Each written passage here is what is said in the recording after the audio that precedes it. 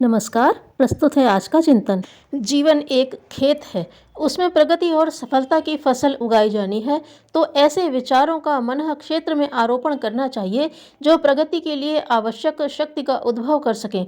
साहस और पुरुषार्थ के बिना किसी का आगे बढ़ सकना संभव नहीं।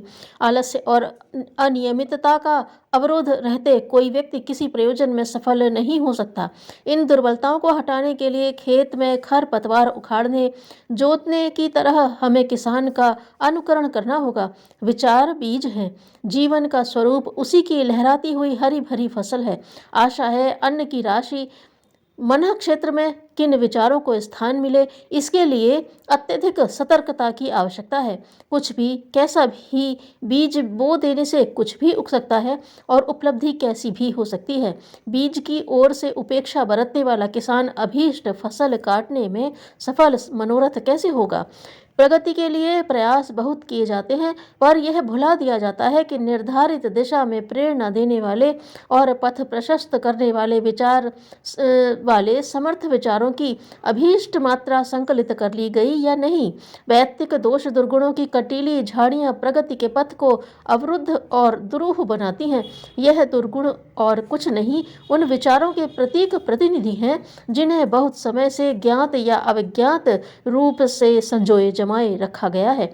सर्प के काटने पर उसका विष एक बूंद ही रक्त में प्रवेश करता है, पर वह कुछ ही देर में समस्त शरीर में फैल जाता है और अपना असर दिखाता है।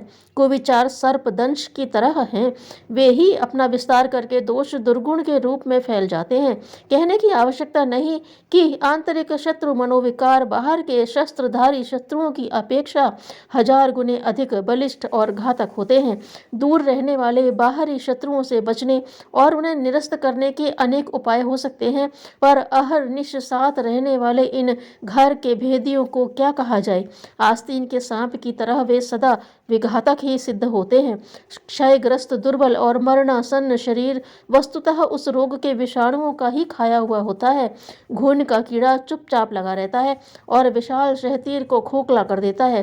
कुविचार विषाणुओं से अधिक घातक और घुन से अधिक अदृश्य होते हैं। वे भीतर जमकर बैठ जाते हैं और गुण कर्म स्वभाव की सारी संपदा को खोखली और विषाक्त बना देते हैं। ओछे स्वभाव के आदर्श रहित और लक्ष्य विहीन व्यक्ति जीवन की लाश ढोते रहते हैं। उनके मनोरथ सफल हो ही नहीं सकते, क्योंकि प्रगति के लिए प्रखर व्यक्तित्व की आवश्यकता है।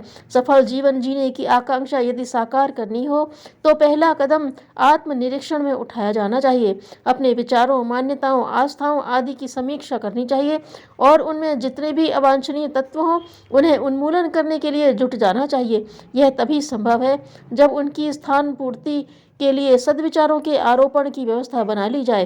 कहना न होगा कि विचार परिवर्तन के 4 ही आधार हैं: स्वाध्याय, सत्संग, मनन और चिंतन। इन्हें अपनाया जा सके तो जीवन का स्वरूप बदलेगा और अवसाद उत्कर्ष में परिणत होगा। निराशा से विजय के बहुमूल्य अवसर खो जाते हैं। धन्यवाद।